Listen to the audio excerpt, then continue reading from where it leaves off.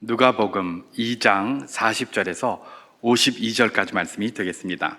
아기가 자라며 강하여지고 지혜가 충만하며 하나님의 은혜가 그의 위에 있더라.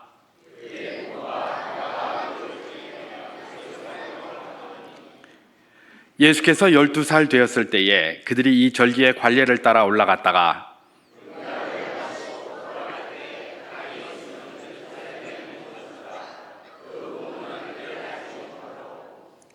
동행 중에 있는 줄로 생각하고 하룻길을 간 후 친족과 아는 자 중에서 잣되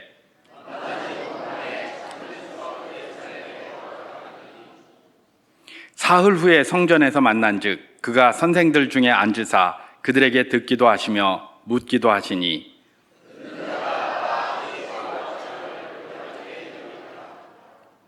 그의 부모가 보고 놀라며 그의 어머니는 이르되 아이야 어찌하여 우리에게 이렇게 하였느냐 보라 네 아버지와 내가 근심하여 너를 찾았노라.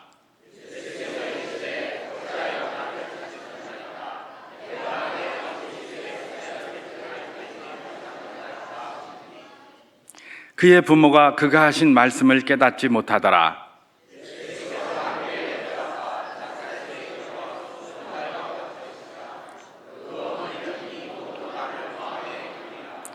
함께합니다. 예수는 지혜와 키가 자라가며 하나님과 사람에게 더욱 사랑스러워 가시더라.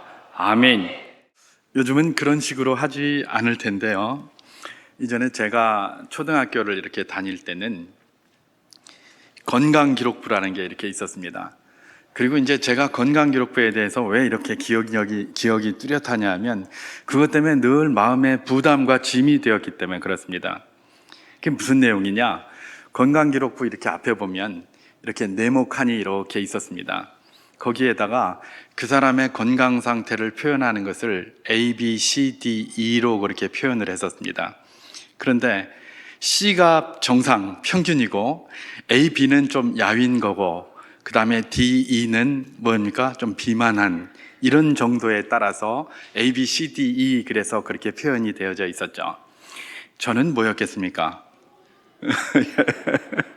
말할 필요가 없죠. 저는 항상 E였습니다. E, 과체중, 과체중, 고도 비만 뭐 이런 걸로 항상 E가 이렇게 표시가 됐었죠.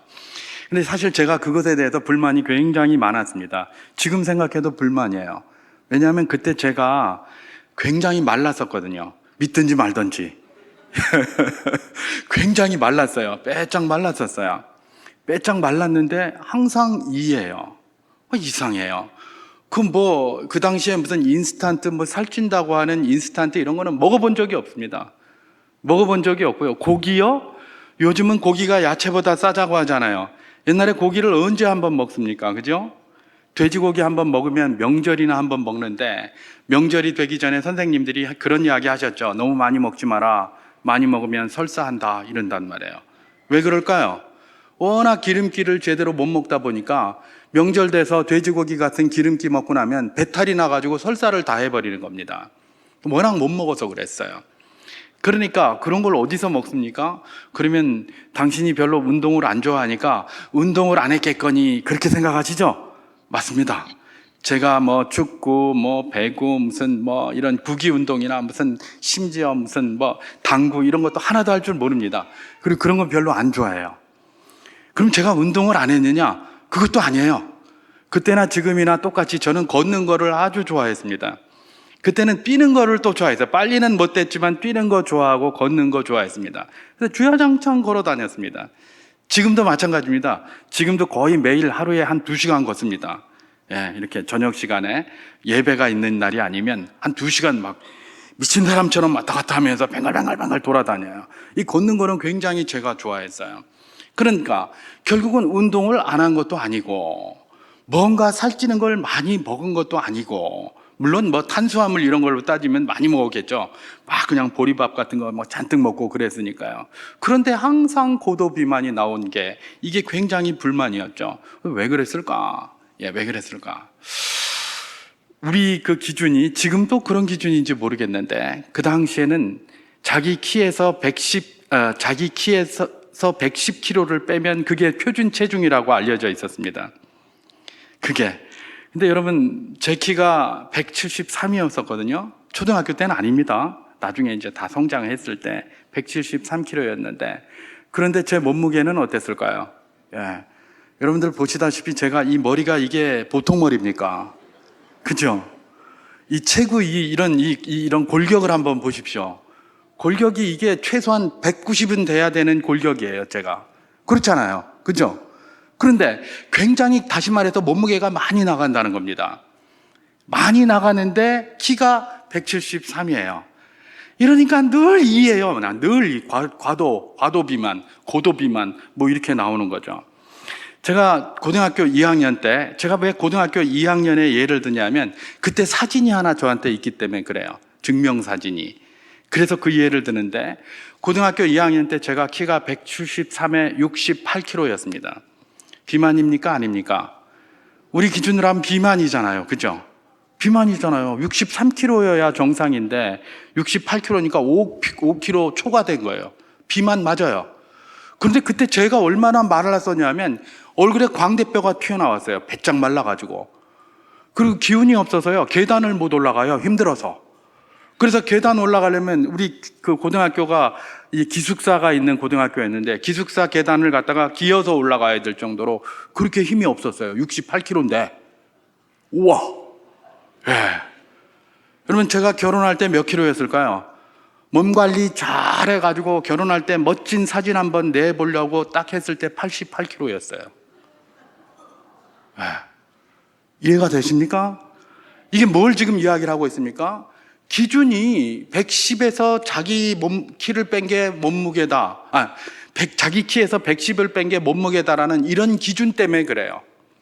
이게 알고 이제 또 제가 뭐 정확히 들었는지는 모르겠는데 이게 보통 이제 서양의 그 백인들의 체형에 맞춰준 그런 기준이다. 뭐 이렇게 이야기들을 하더라고요. 또 그 기준으로 맞추니까 동양의 머리 크고 등치 이게 뼈대가 굵은 이런 사람한테는 안 맞는 겁니다. 이게. 예. 여러분, 혈압은 어떻습니까? 요즘 혈압약 드시는 분들 많이 계실 텐데 혈압이 120, 80 이게 표준이라고 해놨어요. 그러다 보니까 내 고혈압입니다. 내 고혈압이에요. 이게 나이가 들면 들수록 혈압도 좀 높아져야 되고 그게 이제 정상인데 내 120에 80이 기준으로다 보니까 내 고혈압이잖아요. 그죠? 근데 보니까 옛날에는 또 기준이 120에 80이 아니었대요. 또 다른 게 있었대요. 근데 이게 갑자기 이렇게 바뀌어서 이게 혹시 제약회사들의 음모가 아니냐 뭐 그런 말까지 막 나오고 있는 것이죠. 예, 이게 다 뭡니까? 지금 기준이에요.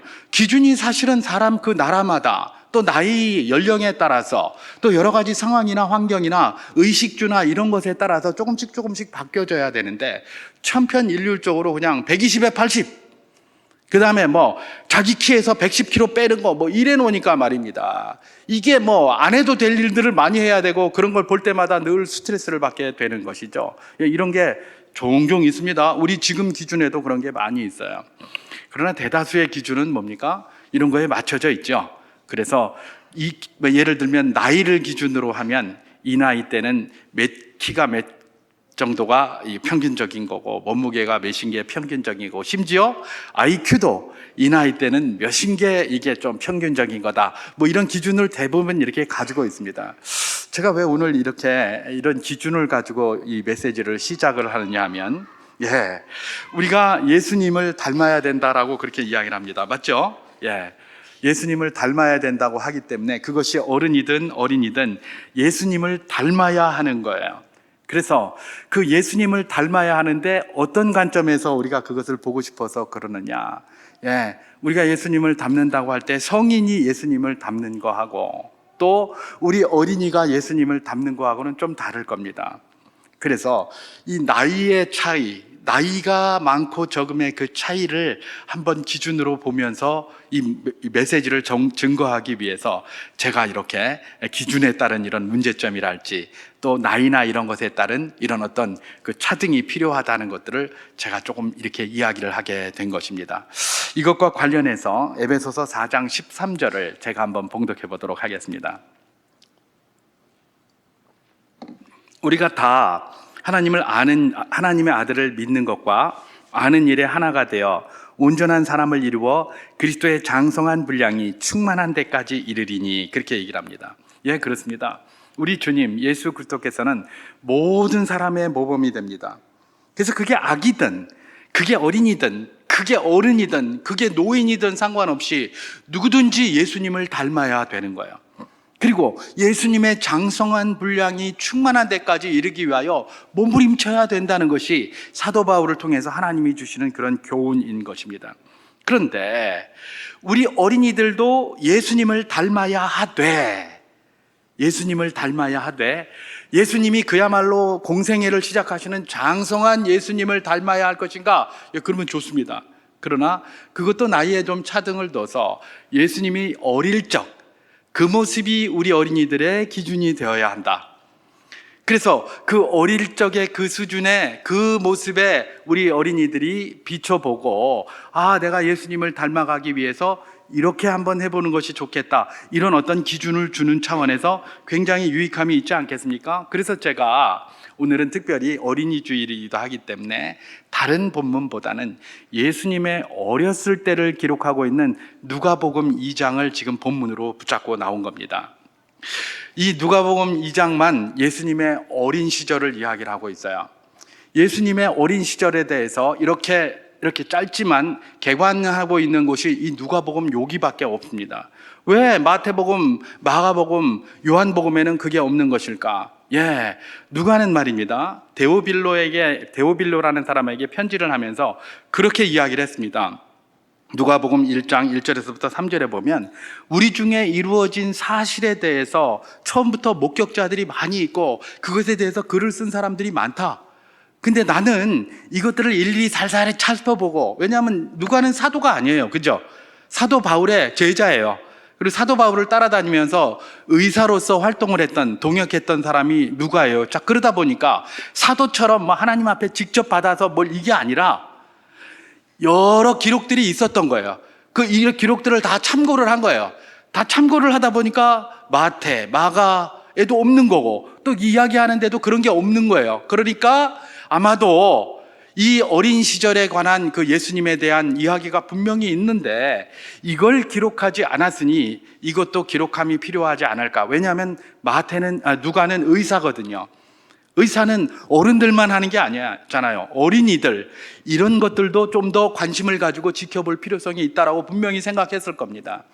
그래서 누가가 다른 복음서에서는 기록하지 않고 있는 예수님의 어린 시절을 짧은 요 말씀 안에 개관하고 있는 바로 그 내용인 것입니다. 자, 바로 이 어린 시절의 예수님의 모습이 우리 어린이들의 목표가 되고 우리 어린이들이 닮아가야 될 그런 기준이 된다는 것을 생각하면서 오늘 예수님의 어린 시절은 그러면 어땠을까를 한번 잠깐 살펴보기를 원하는 것입니다. 자, 그렇다면 예수님이 우리 어린이들의 모델이 되시는데, 그래서 제가 오늘 메시지의 제목을 뭐라고 붙였습니까? 어린이의 모델 예수 그리스도. 이 예수 그리스도는 장성한 예수님이 아닙니다. 아직 어린이였을 때에 그때의 예수님이 모델이 된다는 차원에서 이렇게 붙여본 것입니다. 자, 그렇다면 어렸을 때의 예수님, 어린이의 모델이 되시는 예수님은 어떤 모습이었을까? 예, 제가 묵상을 해보니까 이 예수님은 늘 하나님의 은혜 아래에 살고 있었다라고 성경이 기록하고 있어요. 제가 오늘 본문 누가복음 2장 40절을 한번 봉독해 보도록 하겠습니다. 아기가 자라며 강하여지고 지혜가 충만하며 하나님의 은혜가 그의 위에 있더라, 그렇게 기록합니다. 지금 요 이야기, 요 한 절밖에 안 되는 요 말씀은 뭐냐? 예수님이 12살 때에 유월절을 지내기 위하여 예루살렘에 간 사건, 그 직전에 지금 기록된 내용이에요. 그러니까 다시 말해서 예수님이 태어나서부터 12살까지에 있었던 그 모든 과정을 한 줄로 요약한 거예요. 한 줄로 요약했는데 그 요약이 뭐다? 하나님의 은혜 아래에 있었다는 거예요. 하나님의 은혜가 예수님의 위에 있었다는 거예요. 여러분, 이게 얼마나 중요한지 모릅니다. 그것이 어른이든 누구든 어린이든 상관없이 다, 아기든 그 누구든 상관없이 다 하나님의 은혜 가운데 있어야 되는 거예요. 이게 하나님이 원하시는 것 아닙니까? 그런데 그것이 가장 아름다운 삶으로 이렇게 우리 주님께서 말씀해 주시는데 예수님이 바로 그렇게 살았다는 거예요. 하나님의 은혜 가운데 살았다는 겁니다. 여러분, 이것과 관련해서 우리가 한번 들여다볼 것이 있습니다. 그게 뭐냐면, 우리가 잘 아는 것처럼 이 이스라엘 백성들이 애굽에 종살이를 했었습니다. 그죠? 종살이를 할 때에 하나님께서 모세를 그 이스라엘 백성들에게 보냅니다. 보내가지고 뭐라고 이야기를 하느냐? 이스라엘 백성들을 이끌어내는데 그냥 나가자 그러면 안 나갈 것 같아요. 그죠? 그러니까 어떻게 했습니까? 야, 하나님이 나를 너희들에게 보냈는데 너희들을 젖과 꿀이 흐르는 땅으로 보내라고 하더라. 데리고 가라고 하더라. 이렇게 얘기를 했어요. 젖과 꿀이 흐르는 땅이다. 이건 머릿속에 금방 팍 떠오르는 게 뭡니까? 굉장히 풍요로운 땅이잖아요. 그죠? 젖과 꿀이 밖에 딱 나가면 그냥 우유가 가득해요. 밖에 나가면 꿀이 가득해요. 요즘은 아이고 우유 나 먹기 싫어. 아이고 꿀이 무슨 맛이야. 차라리 그냥 다른 게 낫지. 뭐 이렇게 말하는데 그때는 우유가 없어요. 먹을래도 먹을 게 없고요. 꿀이요. 예, 꿀은 한번 이렇게 손가락에 딱 찍어서 먹기만 해도 눈이 밝아질 정도예요. 그 정도로 대단한 그야말로 꿀맛 같은, 지금 꿀맛보다 더 좋은 게 워낙 많으니까 꿀맛 그거 뭐 별것도 아닌데 이럴지 몰라도 그 당시에는 꿀이 최고였단 말이에요. 그러니까 최고라고 생각하는 그 젖과 최고라고 생각하는 그 꿀이 축 막 흐르는 거예요, 그냥. 그러니까 이 땅으로 너희를 인도해 드리겠다 이렇게 했어요. 근데 애굽에서의 삶이 어떤 삶이었습니까? 비록 종살이를 하고 힘들었지만은 그야말로 풍족한 삶 아닙니까? 애굽에서의 삶은 먹고 사는 데는 근치장이 없었어요. 근데 그런 사람들을 이끌어내는데 젖과 꿀이 흐르는 땅으로 너희들을 인도해 드리리라 이렇게 했더니 이런 사람들 머릿속에는 뭐가 생각납니까? 그러면 우리가 지금 이렇게 먹고 사는데 이거보다 잘 산다는 거야? 게다가 우리가 종살이가 아니라 우리에게 자유도 있다는 거지? 그러면 무조건 가야지. 이렇게 된 거예요. 그리고 따라 나오게 된 게 누굽니까? 이스라엘 백성들이에요. 근데 하나님께서 모세에게 젖과 꿀이 흐르는 땅으로 너희를 인도하여 드리리라 라고 말씀할 때의 그 젖과 꿀이 흐르는 땅은 그야말로 애굽 사람들이 생각하는 것과 똑같이 또는 애굽에 있는 이스라엘 사람들이 생각하는 것과 똑같이 뭐가 풍요롭고 풍성한 그걸 의미하는 게 아니었어요. 사람들이 그걸 갖다가 젖과 꿀이 흐르는 땅이다 그랬더니 그냥 일반 애굽 사람들이 생각하는 것처럼 아이고 젖과 꿀이 흐르는 땅 거기 좋고 풍요하고 먹을 게 많겠네 이렇게 생각하고 있었는데 하나님의 말씀은 그게 아니었던 거죠. 그게 아니었다는 내용이 어디서 기록되어 있습니까? 신명기 11장 10절에서 12절 말씀을 제가 한번 봉독해 보도록 하겠습니다. 내가 들어가 차지하려는 땅, 이 땅이 이제 바로 젖과 꿀이 흐르는 땅 가나안을 의미합니다. 내가 들어가 차지하려는 땅은 내가 나온 애굽 땅과 같지 아니하니 거기에서는 너희가 파종한 후에 발로 물대기를 채소밭에 댐과 같이 하였거니와 너희가 건너가서 차지할 땅은 산과 골짜기가 있어서 하늘에서 내리는 비를 흡수하는 땅이요 내 하나님 여호와께서 돌봐주시는 땅이라 연초부터 연말까지 내 하나님 여호와의 눈이 항상 그 위에 있느니라 그렇게 얘기를 합니다. 지금 하나님이 얘기하신 젖과 꿀이 흐르는 땅이 어떤 땅이라고요? 애굽 땅과 같지 않다고 그래요. 애굽 땅은 정말 좋은 비옥한 땅이에요. 그러니까 뭐 심기만 하면 그냥 막 소출이 너무나 많이 나고요. 물대기도 너무 쉬워서 발로다가 툭 치면 물이 쭉 들어와요. 그런데 그 애굽 땅, 그 좋은 땅, 그 풍요로운 땅과 안 같다는 거예요. 같지 않다는 거예요. 젖과 꿀이 흐르는 땅 하나님이 얘기하시는 그럼 도대체 뭔 땅이고? 그랬더니 산이 높아가지고 말해요. 하늘에서 내리는 비를 흡수하는 땅이래요. 이러한 땅을 뭐라고 그러죠? 천수답이라고 그러잖아요. 그죠? 그래서 하늘에서 비가 와야나 농사 지을 수 있어요. 물이 없으니까 비가 안 오면 농사를 못 져요. 그게 좋은 땅일까요? 아니면 그냥 아무 때나 농사 지을 수 있고 물이 풍부해서 강 옆에 있어가지고 씨만 뿌리면 나오는 그런 땅이 좋은 땅일까요? 사람이 생각할 때는 당연히 이 애굽 땅이 좋은 땅이에요. 그리고 젖과 꿀이 흐르는 땅이다라고 이야기할 때 다 사람들은 애굽 땅을 생각했어요. 근데 하나님은 그게 좋은 땅이라고 하는 게 아니에요. 그게 젖과 꿀이 흐르는 땅이라고 이야기하지 않습니다. 오히려 천수답으로 데리고 들어가면서 이게 하나님이 젖과 꿀이 흐르는 땅이다 이렇게 이야기하면서 데리고 가셨어요. 이게 뭐고? 이게 우리 상식에 맞나? 안 맞지요? 그러면 왜 하나님께서 젖과 꿀이 흐르는 땅이라고 말씀해 주셨는가?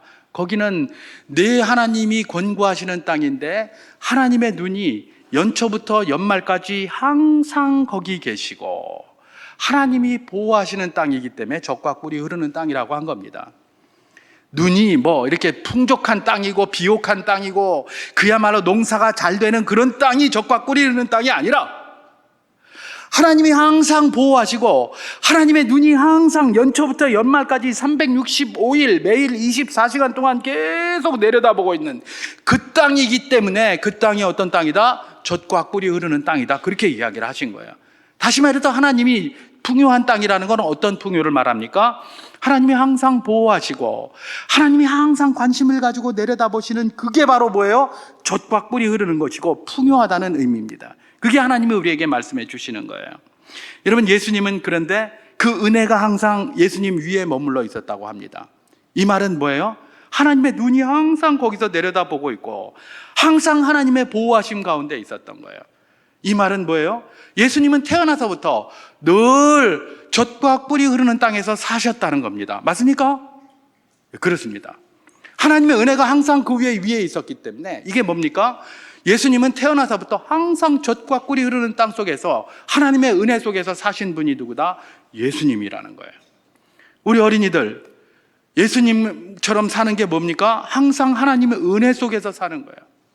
내가 살아가는 모든 것들, 내가 수고도 많이 하고 여러 가지 노력도 많이 하지만 그 노력을 노력답게 하고 수고를 수고롭게 해주시는 게 뭐예요? 하나님의 은혜예요.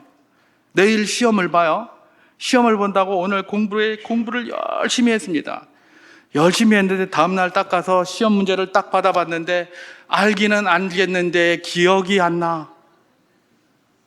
이건가 저건가, 이건가 저건가, 1번인가 2번인가 3번인가 4번인가 5번인가 기억이 안 나 죽겠네. 그러다 에라 모르겠다 찍자. 그래서 콱 찍었는데 이상하게 답 사이로 가.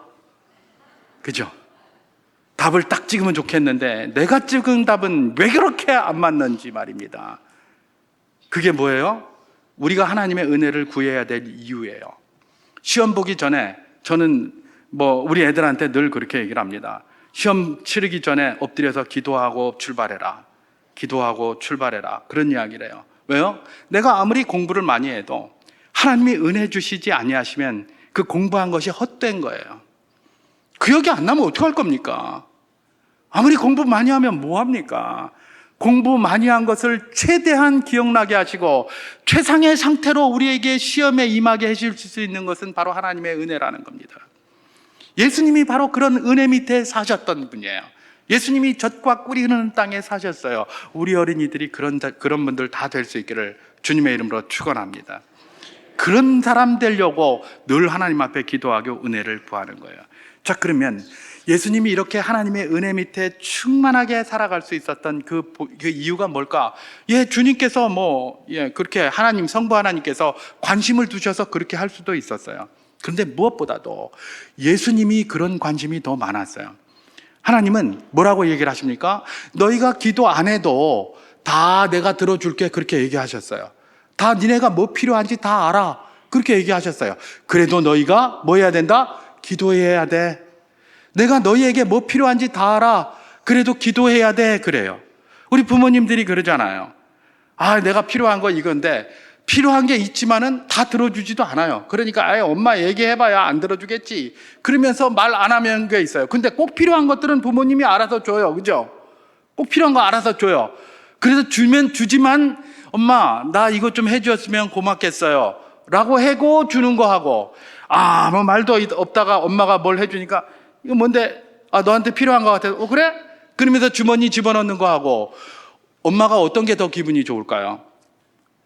부모님이 다 필요해서 알아서 해주지만 자녀가 그걸 받으면서 이거 좀 해주셨으면 좋겠어요 라고 해가지고 해주면 그걸 갖다 주는 부모는 얼마나 기쁘겠어요. 우리 하나님이 은혜를 베푸시는 게 그런 거예요. 우리에게 필요한 게 뭔지 다 알아요. 다 아시지만 구하라고 하시는 거예요. 구할 때에 하나님께서, 기도할 때에 하나님께서 그것을 응답해 주시겠다고 말하는 게 바로 그거예요. 그런 이야기. 자, 그러면 예수님이 적어도 하나님 앞에 그걸 달라고, 은혜를 달라고 기도하는 분이어야 되지 않겠습니까? 그러면 이 일에 어떤 중요한 요인이 있었을까? 예수님이 어떻게 이렇게 하나님의 은혜를 구하고 하나님께 모든 것들을 맡기고 이렇게 살 수 있었을까? 그런 질문을 우리가 한번 해볼 수 있을 겁니다. 왜냐하면 우리도 그렇게 되기를, 우리 자녀들이 그렇게 되기를 원하고 우리 어린이들이 그렇게 되기를 원해서 그래요. 혹시 그럼에도 불구하고 우리는 이렇게 생각하지는 않습니까? 아이, 그때 예수님은 하나님의 아들이니까 어려서부터 그냥 뭐 다 그랬을 거야. 그거 다 알고 있었겠지. 그분이 메시아인데 어려서부터 뭐 다 그랬을 텐데 우리하고는 본질적으로 달라. 이렇게 생각할 가능성이 굉장히 높잖아요. 그죠? 근데 성경이 놀랍게도 그렇게 얘기하지 않습니다. 뭐라고 얘기를 합니까? 히브리서 4장 15절 말씀을 제가 한번 봉독해 보도록 하겠습니다. 우리에게 있는 대제사장은 우리의 연약함을 동정하지 못하실 리가 아니요 모든 일에 우리와 똑같이 시험을 받으신 이로되 죄는 없으시니라. 이렇게 얘기를 합니다. 예수님이 메시아이시고 하나님이시라고 몇 단계 뛰어넘으시는 분이 아닙니다. 우리는 뭐 아기 때 태어나서부터 이렇게 성장을 해서 어린이의 과정을 거쳐서 이렇게 이야기를 하지만 그래도 예수님은 메시아인데, 예수님은 하나님의 아들이고 하나님 본체신데 그까짓 거 뭐 어려서부터 몇 단계 뛰어넘었을 것 아닌가, 보통 그렇게 생각하기 쉬워요. 그거는 우리 성경의 번역도 한몫해요. 예수님에 대해서 나올 때는 항상 존댓말 쓰고 그러니까 항상 그런 줄 알아요. 그런 게 익숙해질 가능성이 굉장히 높습니다. 근데 성경이 이야기하는 건 무엇입니까? 몇 단계 뛴 적이 없다는 거예요. 예수님은 아기로 태어나셨고요, 아기로 성장하셨고요, 어린이를 거치고 소년기를 거치고 청년기를 거치고 다 거친 분이 우리 예수님이에요. 우리 예수님은 뭐 몇 단계 뛰어넘어가면서 무슨 하나님 뭐든 그런 거 받은 거 그렇게 했다고 이야기를 하지 않아요. 늘 자기가 걸어가는 모든 길을 충실하게 걸어가셨어요. 오히려 기울어진 운동장과 같은 이 인생의 가장 바닥에서 태어나셔가지고 그 가장 연약한 곳에서부터 가장 그냥 힘든 그런 곳에서부터 서서히 그렇게 가셨던 분이지, 그냥 뭐 줄 타고 먼저 올라가고 무슨 뭐 미리 뭐 와이로 써가지고 앞으로 먼저 나가고 이런 거 아니에요. 모든 걸 다 그냥 그 과정을 겪었다는 거예요.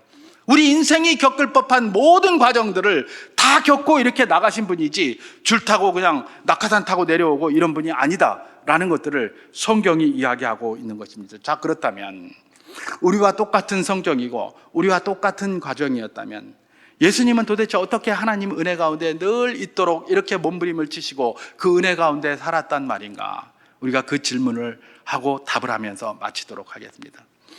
여러 가지 이유가 있을 수 있습니다. 여러 가지 이유가 있을 수 있지만 오늘 본문에 국한해서 그 이유를 살펴보면 그것은 부모님들의 경건이 있었습니다. 부모님들의 경건.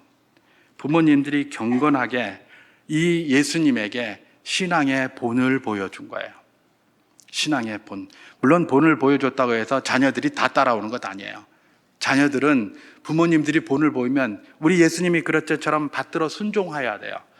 그럴 때에 그 본이 잘 익혀지는 것이죠. 부모님들이 예수님에게 어떤 본을 보이셨단 말인가? 오늘 본문 누가복음 2장 41절을 제가 한번 봉독해 보도록 하겠습니다. 그의 부모가 해마다 6월절이 되면 예루살렘으로 가더니, 이렇게 기록합니다. 해마다 6월절이 되면 예루살렘에 갔다 그래요. 이게 무슨 얘기냐? 유대인들은 6월절, 오순절, 초막절, 이 3대 절기라는 게 있는데 이 3대 절기에는 항상 예루살렘에 가서 예루살렘 성전에서 예배를 드렸어야 돼요. 그런데 최소한 이 3번 중에 한 번은 꼭 가야 돼요. 그건 의무예요. 그걸 가지 않으면 안 되게 되는 게 그들의 의무였습니다. 그런데 지금 해마다 6월절이 되면 예수님은 어떻게 했다는 겁니까? 예루살렘으로 갔다, 이렇게 얘기를 합니다. 여러분, 예수님이 살던 곳이 갈릴리 나사렛입니다. 갈릴리 나사렛에서 예루살렘까지 거리가 뭐 직선거리로 이렇게 가면 한 150km쯤 된다고 그래요. 그런데 사실은 나사렛에서 갈릴리까지 직선거리로 안 왔죠, 유대인들이. 항상 중간에 사마리아가 있었기 때문에 사마리아로는 지나가지 않았어요. 삥 둘러서 요단 동편으로 해서 저기 르벤, 갓, 므낫세 지파 그 땅을 돌아서 그렇게 해가지고 예루살렘으로 들어가고 이랬어요. 자, 그러다 보니까 한 150km면 갈 수 있는 길을 삥 요단강을 건너서 요단 동편으로 이렇게 해서 이렇게 들어가다 보니까 한 250km쯤 걸렸다고 그래요.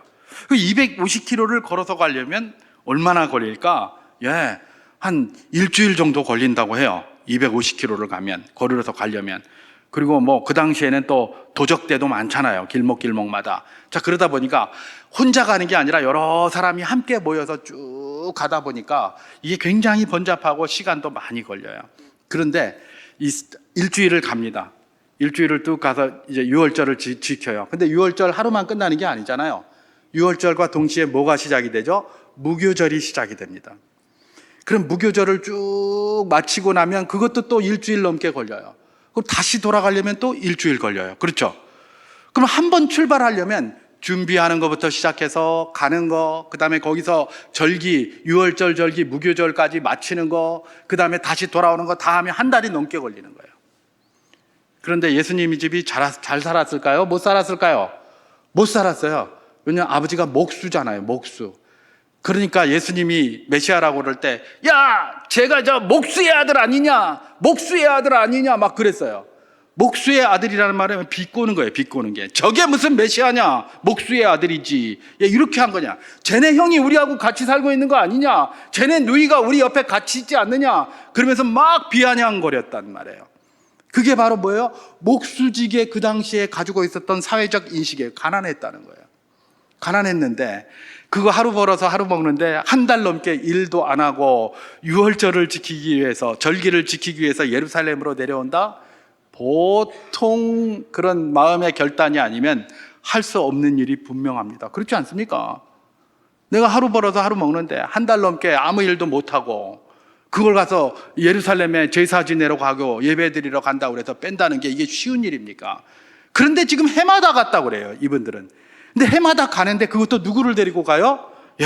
예수님을 데리고 가는 거예요. 예수님을 데리고. 오늘 보면 누가복음 2장 42절을 제가 한번 봉독해 보겠습니다. 예수께서 12살 되었을 때에 그들이 이 절기의 관례를 따라 올라갔다가 이렇게 얘기합니다. 6월절에 예수님이 부모님을 따라간 거예요. 몇 살이에요? 12살이에요. 어떤 사람은 그렇게 얘기를 해요. 유대인들의 남자일 경우에 13살이 되면 소위 성인식 같은 걸 한다고 합니다. 성인식 같은 걸 하면서 그때부터 뭐냐? 이 율법을 따라서 반드시 예루살렘에 올라와서 한 번은 제사를 드려야 할 의무와 법이 생겨요. 그게 13살부터예요. 그럼 12살까지는 아직 관계는 없어요. 그죠? 그럼 또 어떤 사람들은 그래요. 그거는 내년에 있을 그 성인식을 준비하기 위해서, 미리 준비하기 위해서 갔다. 뭐 이렇게 이야기를 하는 사람도 있어요. 그럴 수도 있어요. 그런데 성인식 준비한다고 이 부모님이 무슨 30일씩 저기에 가면서 이렇게 가는 게 쉽지 않잖아요. 그죠? 그러니까 이건 뭐다? 평소에 예수님의 부모이신 요셉과 마리아는 아기 때부터 예수님 데리고 늘 성전을 그리고 데리고 다닌 거예요. 여러분, 제가 아까 말씀드렸습니다. 이 먼 거리입니다. 그리고 많은 사람들이 같이 가는 거리입니다. 그런데 그 거리에 어린이가 따라간다? 쉬운 일이겠습니까? 번거로운 일이겠습니까? 번거로운 일입니다. 또 가면서 뭐 꼬장이나 부리고 막 땡깡이나 부리고 이러면 얼마나 피곤하겠습니까? 또 개를 데리고 가려면 개에 필요한 것들 또 다 싣고 가야 되고 다 들고 가야 되고 보통 번거로운 일이 아니었어요. 그런데 이 예수님의 부모인 요셉과 마리아는 그 번거로움을 무릅쓰고 안 데리고 가도 될 그 아이까지 계속해서 데리고 어디를 간 겁니까? 예루살렘 성전을 갔던 거예요. 성전을. 이게 바로 뭡니까? 경건한 부모님의 모습이었다는 것입니다. 그렇게 해서 예수님으로 하여금 성전과 아주 익숙하게 만들었어요. 그런데 갑자기 12살 때에 어떤 일이 일어납니까? 오늘 본문 누가복음 2장 43절에서 45절 말씀을 제가 한번 봉독해 보도록 하겠습니다. 그 날들을 마치고 돌아갈 때에 아이 예수는 예루살렘에 머무셨더라. 그 부모는 이를 알지 못하고 동행 중에 있는 줄로 생각하고 하룻길을 간 후 친족과 아는 자들 중에서 찾되 만나지 못하며 찾으면서 예루살렘에 돌아갔더니 그렇게 얘기합니다. 다 마치고 이제 돌아가는 거예요. 돌아가는데 어떻게 돌아갈까요? 그 당시에 가족들, 친족들이 함께 떼거지로 다니는 거죠. 떼를 지어서 다녀야 돼요. 왜냐하면 도둑의 공격을 받으니까 떼를 지어서 이렇게 다니는데 어떤 식으로 다녔느냐, 유대인들은. 남자는 저 앞에서 가고 여자들은 또 떼를 지어서 뒤에 이렇게 갑니다. 그러면 아이들은 어떻게 할까요? 남자에게도 갔다가 여자에게도 갔다가 왔다 갔다 할 수 있는 거예요. 그러니까 아버지가 이렇게 가면서는 예수가 따라오겠지. 그럼 보는데 예수가 없어요? 뒤에 엄마한테 있겠지. 그리고 이제 가는 거예요. 근데 엄마는 또 어떻게 생각합니까? 예수가 옆에 없는데 그럼 앞에 아버지한테 가 있겠지. 이렇게 생각한 거예요. 니밀랑 내밀랑 하면서 하루를 간 거예요. 하루를 쭉 갔는데 하루 지나고 나서 밥 좀 먹으라고 해서 보니까 없어요. 어디 갔는지. 어디 갔노? 여자 있는 데 가서 찾아도 없고 남자 있는 데 가서 찾아도 없고 없는 거예요. 그러니까 이리저리 찾다가 이거 큰일 났다, 이거 우리 애 잊어버렸다. 이래서 지금 어디로 가고 있습니까? 다시 예루살렘으로 내려갔어요. 그죠? 누가복음 2장 46절을 제가 봉독해 보겠습니다. 사흘 후에 성전에서 만난즉 그가 선생들 중에 앉으사 그들에게 듣기도 하며 묻기도 하시니, 이렇게 됩니다. 지금 이렇게 세워졌었는데 며칠 후에 만났다고요? 사흘 후에 만났다고 그래요. 그죠? 자, 그러면 헤어진 것부터 사흘이 후에 다시 만난 거죠? 그러니까 하루 길을 지금 갔어요. 그러면 돌아오는 길도 하루 길이에요. 그죠? 그리고 중간에서 뭐 찾고 왔다 갔다 하는 길도 하루가 들었을 가능성이 굉장히 높아요. 다시 말해서 지금 이 마리아와 요셉과 마리아가 지금 예수님을 찾으러 예루살렘에 들어와서 제일 먼저 들어간 곳이 어디일 것이다? 성전일 것이라는 거예요. 그죠? 제가 그 말씀을 지금 드리고 싶은 거예요. 사흘 딱 걸렸잖아요. 가는데 하루, 오는데 하루, 찾는데 하루, 사흘 딱 걸렸는데 다시 예루살렘에 딱 들어와서는 제일 먼저 어디를 갔다는 거예요? 성전을 들어간 거예요. 여러분, 이게 뭘 의미할까요?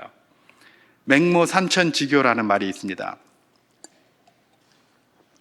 그 말에 따르면 맹자의 어머니가 공동묘지 근처에 살았더니 아들이 맨날 공동묘지 찾아가서 공동묘지 흉내만 내고, 그 다음에 시장 바닥에 가서 살았더니 아이들이 맨날 시장에 와서 장사하는 것만 하더라. 그래서 맹자의 어머니가 생각하다가 서당 옆으로 갔더니 서당에 가서 공부하는 거를 열심히 하더라. 그래서 맹자가 출세했다. 이게 이제 맹모 산천지교 아닙니까? 그러면 공동묘지만 자꾸 갔으면 공동묘지 흉내내고 공동묘지를 갔는데, 또 이 시장에만 갔으면 시장에 가서 없어지면 시장에 가서 찾아야 될 것 아니에요. 걔가 시장에 있으니까. 그죠? 그럼 서당에 자꾸 가니까 그럼 서당에 있으면 서당에 가서 찾으면 되는 거예요. 근데 지금 예수님의 부모님은 어디로 제일 먼저 간 겁니까? 성전으로 간 거예요. 왜 갔을까요?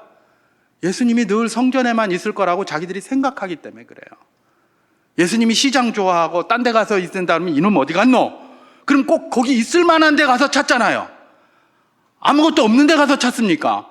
부모님이 자녀를 찾는데 시간에 안 와요. 얘 어디 갔노? 옆집에 누구 걔한테 전화해봐라. 걔네 집에 잘 가더라. 아니면 어디 잘 가더라. 오락실에 잘 가더라. 그럼 거기 가서 찾는 거예요. 근데 예수님의 부모님은 지금 어디 간 거예요? 성전으로 간 거예요. 왜요? 늘 예수님은 성전에만 있거든. 그러니까 거길 찾아간 거예요. 딴 데 찾아갈 필요가 없어요. 그 자리에 찾아갔어요. 그리고 거기 찾아간 다음에 예수님의 어머니인 마리아가 뭐라고 이야기를 합니까? 48절에서 49절 한번 제가 봉독해 보도록 하겠습니다.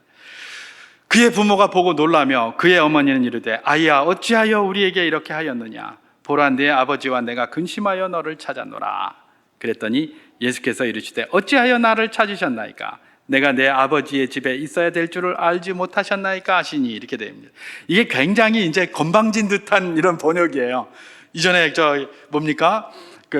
가나의 혼인잔치에 있어서도 여자여 왜 내게 그런 말을 합니까? 번역을 이따위로 해놓으니까 말이에요. 예수님이 그냥 예수님을 높여서 항상 번역을 하다 보니까 이따위로 해놓으니까 예수님이 엄마한테 너 왜 이렇게 했냐? 내가 얼마나 걱정했는데 너 잊어버린 줄 알고 이랬더니 아니 엄마 내가 내 아버지에 있어야 될 줄 알지 못했습니까? 뭘 찾습니까? 그래. 꼭 이렇게 들리잖아. 그죠? 번역을 이따위로 해놔가지고 말해요. 우리에게 익숙한 번역을 해야 되는데 이게 뭡니까? 엄마가 거기에 있는 줄 알고 왔지만은 지금 사흘이나 떨어져 있었으니까 아이고 예수야 네 얼마나 걱정했는데 네 잃어버린 줄 알고 고생했다. 엄마 아빠가 얼마나 고생했는데 그랬더니 뭘 그렇게 찾아다니시려고 그랬어요? 성전에 내가 내 아버지의 집에 있을지 모르셨어요. 잘 아시잖아요. 발로 오시면 되는데. 물론 예수님도 마음이 좀 미안하셨겠죠. 그래서 그 다음에 갈릴리에 돌아가서 열심히 받들어 순종하셨다라고 성경이 기록하고 있는 겁니다. 이게 뭐냐? 예수님은 어디 가면 찾을 수 있다? 나를 만나려면 극장, 식당, 무랑루즈로가 아니라 나를 만나려면 성전으로. 이게 예수님이었어요. 하나님이 그분에게 은혜를 주었을까요? 안 주었을까요? 은혜를 물붓듯이 줄 수밖에 없어요. 늘 하나님의 집을 사모하는 거예요. 늘 여호와의 전을 사모하는 거예요. 성전에 올라가는 노래 시편에 나옵니다. 늘 성전을 올라가면서 기쁨으로 오고 내 짐이 가득하지만 그 짐 다 하나님 앞에 내려놓고 성전을 보고 사모하고 그렇게 오는 거예요. 하나님이 복 안 주실래요? 안 주실 수가 없어요. 그게 예수님이었다. 그런데 그런 습관을 들이도록 만든 게 누구였다? 엄마 아버지인 요셉과 마리아였다. 늘 어려서부터 성전에 익숙하고 성전과 친숙하게 하기 위해서 늘 성전에 데리고 다닌 거예요. 엄마 아버지가 맨날 노래방만 데리고 가면 아이들은 노래방에 가는 걸 제일 먼저 할 거예요. 그러면 애들 없어졌다. 어디 갔노? 그 우리 집 동네에 있는 잘한다 노래방 거기 간 거 아니야? 거기 찾으면 거기 있을 거예요. 예. 지금 제가 뭘 이야기를 하고 있습니까? 엄마 아버지가 늘 데리고 다니는 그 습성대로 그렇게 움직이게 되어 있어요. 물론 다 그런 건 아니에요. 그런데 그렇게 되어 있다라는 것들을 성경이 지금 우리에게 도전하고 있는 것입니다. 예수님은 하나님의 은혜 아래 사셨습니다. 그 은혜 안에 사는데 다양한 이유가 있습니다만 아주 중요한 요인 가운데 하나가 엄마 아버지 요셉과 마리아가 늘 그를 성전과 친숙하게 만들기 위해서 번거로움을 무릅쓰고 거추장스럽고 비용이 많이 들어가는 것을 무릅쓰고 어려서부터 그분을 데리고 다녔어요. 그래서 예수가 성전과 익숙해져 있고 가까워져 있고 내 아버지의 집이라는 확신을 가지고 그렇게 살았던 겁니다. 그 위에 예수님 하나님의 은혜가 충만히 임했던 것 아닙니까?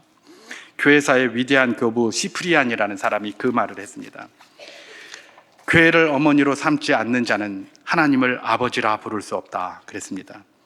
신학자들은 이걸 가지고 카톨릭 교회론이다 어쩌고 저쩌고 하면서 막 그러는데, 여러분 교회를 어머니로 삼지 않고 진짜 어머니처럼 사랑하는 그걸로 이렇게 사랑하지 않고 이렇게 하지 않고 섬기지 않은 사람은 하나님을 아버지로, 교회가 아니면 도대체 어디서 하나님을 아버지라고 부를 수가 있겠습니까? 그죠?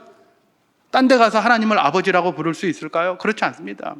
교회를 사랑하는 자, 성전을 사랑하는 자가 하나님을 아버지라고 부를 수가 있는 거예요. 그게 그분의 이야기인 거예요.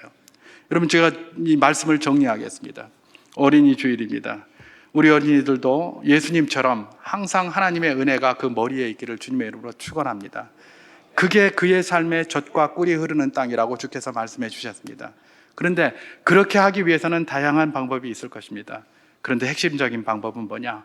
성전과 익숙해지도록 만드는 겁니다. 예배 자리에 익숙해지도록 우리 부모님들이 권고해 주시는 거예요. 나이 먹으면 잘 안 돼요.